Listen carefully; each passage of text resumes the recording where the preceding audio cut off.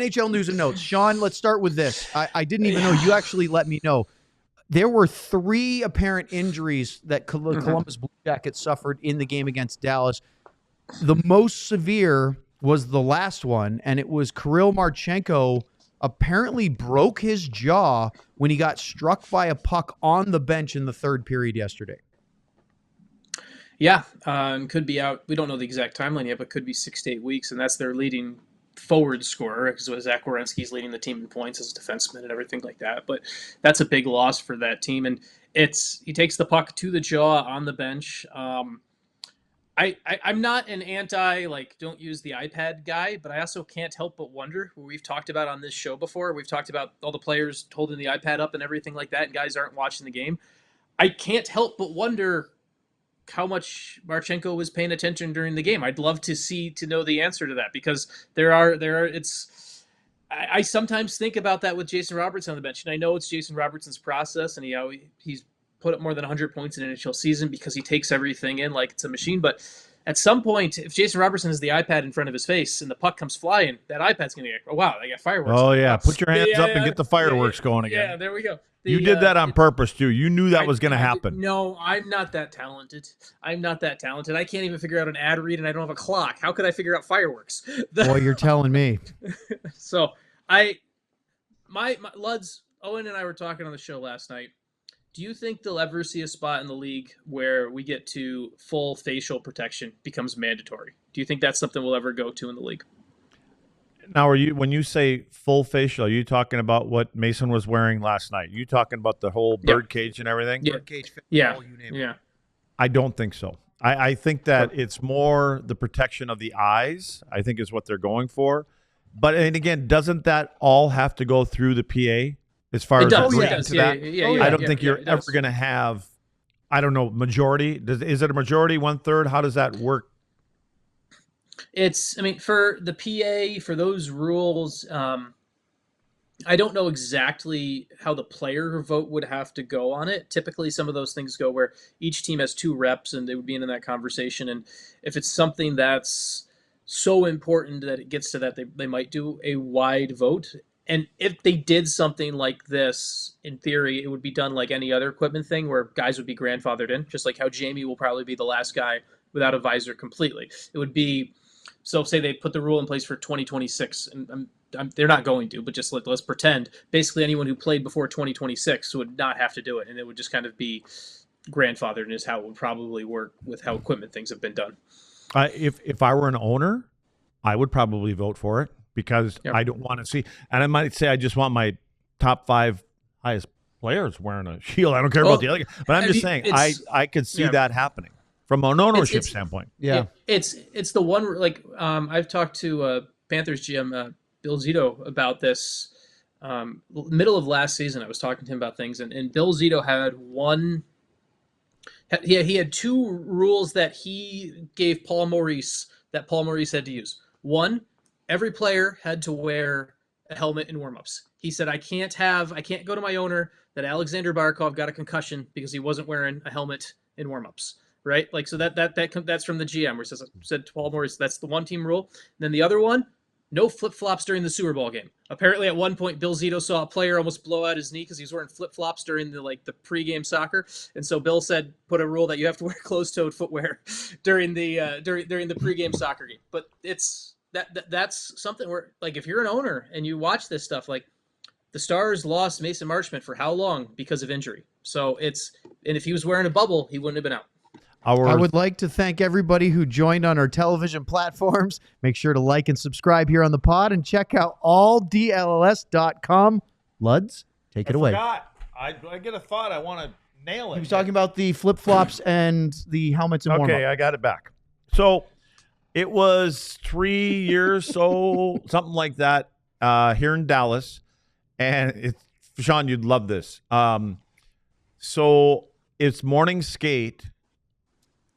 We get off the ice for morning skate, and I have a sticky note. Now, for most of the listeners, they don't know what the hell sticky notes are. It replaces an iPhone and a text message, apparently. But I had a sticky note. There you go, Sean. That's it right there. I have a green one. I have green, too. I have green. Okay. Well, it was actually on a blue one. Okay, I remember. Let me see if I have that. Yeah, do you have a blue sticky note and visual aids here? Yellow. Come on, now do That's yellow. the one it was on blue. right there. And all it said in beautiful writing is, Luds, let's get the guys together, a little solidarity. That's No it. clue. No details. No clue. And I knew who it was from. It's from our general manager. Was this Gainey? Yep. And so I see him upstairs. We go on for morning skate, come back. What does that say? Solidarity. Solidarity. Okay. His handwriting is probably not as nice as Bob Gainey's. And No, you not know at all. that you guys remember in Farmers Branch, the rink, our practice rink, the GM office was up in the top left corner up there, and you can see when the GMs are watching. And Oh, yeah. You can do it in and Frisco, all too. the other brass was sitting along the long wall there where the gym is now. The secretaries and all those kind of folks are up there, which was very distracting at times. For Pitch didn't like it, so he wanted the windows blacked out. But I kind of skated by the thing, and I did with my hands like, I don't know what you mean. So he came down after, and I said, Bo, I have no idea what this means. And what it meant was he wanted more players to go into warm-ups without our helmets on. Because apparently they were getting, I know whether it was fans and stuff like that, and we hear it quite a bit. A lot of times you're like, man, I didn't know that was you. We don't recognize you with you guys' helmets on during games, which is So understandable. he wanted the hair skate. He wanted more guys in warm-ups for the game to not wear their helmets so fans could get to recognize the players, which makes sense. I completely agree. When I went to my first ever NHL game, it was at Le Colisée in Quebec City, 1994. It was Boston Bruins at the Quebec Nordiques. And when they came out for the warm-up, and I saw all the guys that I had never been to an NHL game in person before, and first NHL game. And I saw all the guys that I recognized from TV and in the hockey cards and magazines skating around with no bucket. Mm-hmm. So cool. I think I was 13 at the time. It made a huge impression. And you'd be And you're right. You recognize everybody. You'd probably be shocked, or you'd be in awe at there's a big percentage of those guys before you go out. They're in the bathroom. Oh, yeah. Oh, my God. They're in the bathroom combing the hair and the gel. I played with one of the toughest guys I ever played, John Kordick. Unfortunately, he's passed away. Cord was back there, and he had the spiky hair. He had so much gel in it, and it was showtime. I have heard that some players will put product in their hair, even now, for the warm-up. Yeah. And then after the warm-up, go back in and wash it out so it doesn't drip down into But their they have face. helmets on, so why would they be putting it? I don't get it. They don't want it to get in their eyes. But why are they doing hair products with helmets on? Well, no. Do that if they're doing the hair skate. Oh, okay. So they do their hair for the hair skate and then go back in. I think even Tyler Sagan might have said he might wash it out Rico afterwards. Suave. Yeah, exactly.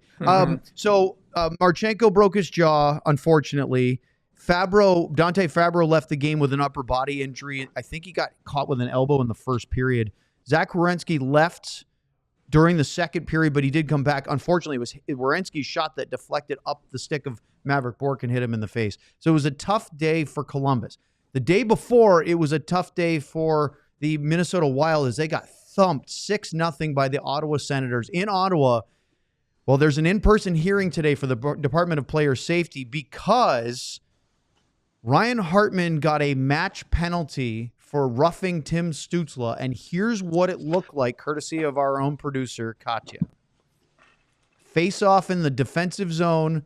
Hartman gets a forearm the back of the head and then ends up basically driving Stützle's head and face into the ice.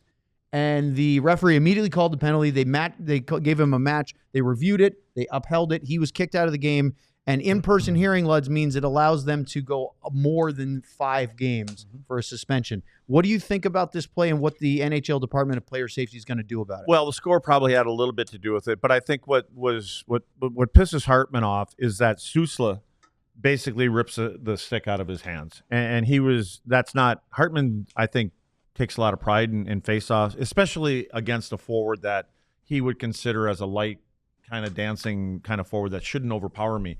And when he did that, you can call it, I'm sure he's going to go in there and say something about I was off balance and all that kind of stuff.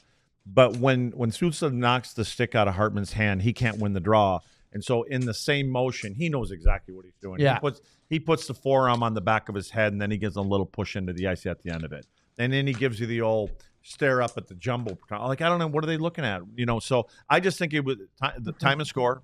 And I think that the biggest part is that there's no way this guy should be knocking the stick out of my hand. I think it would have been his right hand and I'm a face-off guy. You got your legs spread, and you're one of those kind of centermen that feeds off and works off of strength and leverage.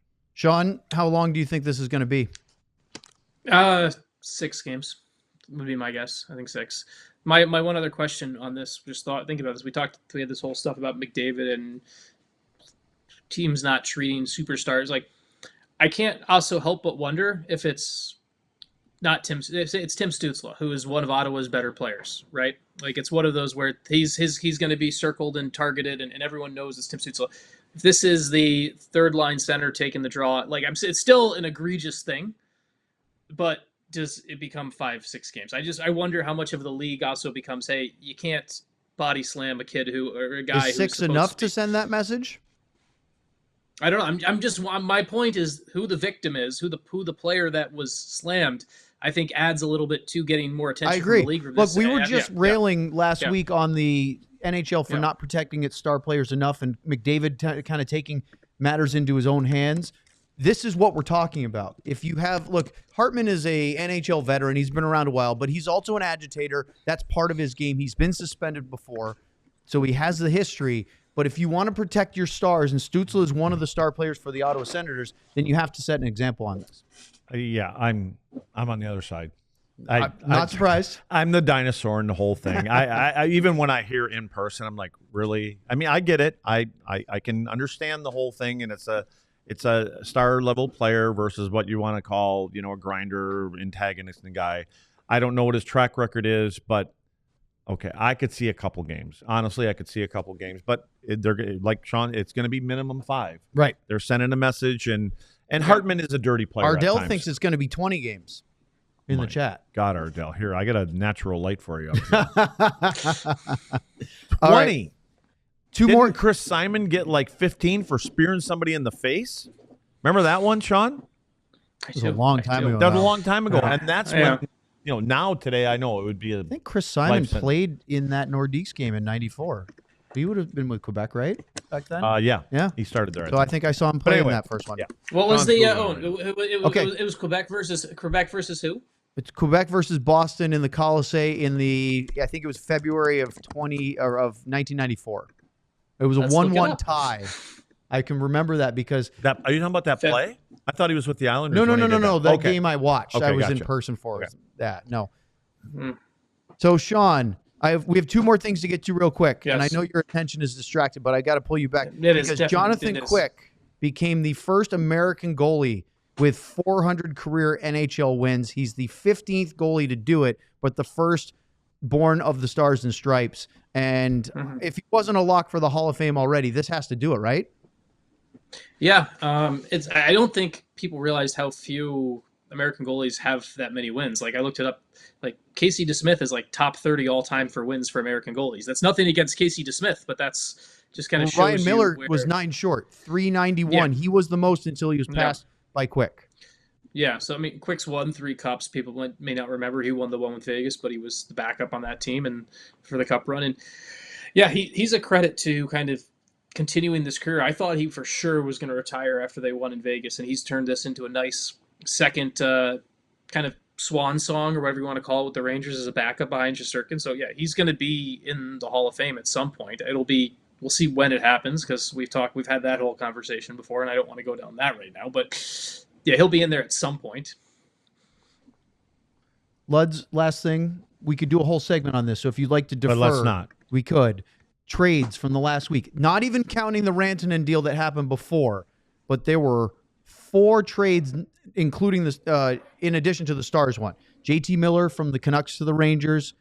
The Canucks then made a trade for Marcus Pettersson and Drew O'Connor from the Pittsburgh Penguins, sending a couple players the other way. The Calgary Flames acquired Joel Farabee and Morgan Frost from the Flyers for Kuzmenko, Peltier, and a draft pick. And then the Islanders earlier got Scott Perunovich from the Blues. there was a little rush before the trade deadline, which is still a month away. Yeah, the ones that stand out for me, obviously JT Miller. I mean, everybody on the planet, unless you're living under that rock, knew that Miller was going somewhere. And a lot of people. And we tried telling you, not you guys didn't believe me, but he was never coming here. It wasn't going to happen. And so he goes back to where he was before, and then first shift he scores a goal. Or I don't know if it was first shift, but he scores a goal. So 2 goals his first game, right? I didn't see the second I think one. he scored 2. I only saw the first one. I think they lost that game, though. Didn't they lose like 6-3? Boston, right? Yeah. Yeah, that was the sleeper pick where John had me pick Pasta to score more than 0.5 goals, Yeah, Sean. and he had 2 in that and he game. scored 3. 3? Okay, yeah. Yeah, he almost had 3.5. He's not listening. I am listening. I don't acknowledge jokes at me if I don't have to. At your expense. Yes. He might have 1.5 points. I know. The only other thing for me out of all that was Perunovic, not so much for me. I've seen him play enough. But I like Peterson, the defenseman. From Pittsburgh. Yeah. I like. I think he's going to help. He just does what he does. He's one of those kind of guys. But after that, Islanders, Perunovic, he's an offensive guy that has problems at his own end at times. So Sean mentioned Elliot Friedman earlier. I was listening to his pod on the drive into our studio today, and he mentioned that Sidney Crosby texted Rick Tocchet, the head coach of the Canucks, and told him, "You're getting 2 phenomenal people," which obviously that means a lot. Really cool. But he didn't say players; he said people. Well, he said you're getting a great defensive defenseman in Pettersson, and what a great hard worker in a guy like Drew O'Connor. Kat, why are you laughing over there? It's the people, not the players. Yeah. Well, but I'm not. I'm old school. Like I don't care what you are off the ice. Just do what you got on the ice. Do your job. What does that mean when a captain, like, let alone Sidney Sid? Crosby, reaches Well, out? first to, off, let's everybody understand. I think Talk is one of the coaches for Team Canada, right? Sure. Okay, so that's why there is an interchange, and he was there when he was in Pittsburgh. A Pittsburgh Oh no, connection? Talk was there in Pittsburgh. I'm sure they have a good relationship and things like that. I think it's just I just think it's a shout out. I think it's a shout out, and Sid can do that now because the Pittsburgh Penguins are what they are, and everybody that thinks he's getting traded, it ain't Sean, right? It ain't happening. Yeah, just let it go. Let it go. No. I just think I think it's just hey, I appreciate how this guy plays. I think that's nothing more than that. I have a good way to tie this all together. On February 25th. Perfect, because Luds is getting antsy. Yeah. February 25th, Somebody's got to be on the ice here soon. The Bruins and Nordiques played a 1-1 game, and guess who played in that game? Bob Basson played in that game. No way. Come on. At Owen's first ever NHL game, Bob Basson was on the ice. I don't tell him that I didn't remember that. That's how we end the show. I'm out. I'm not allowed to close my computer like Luds is, so I'm doing this. Perfect. We all silly like the mayor.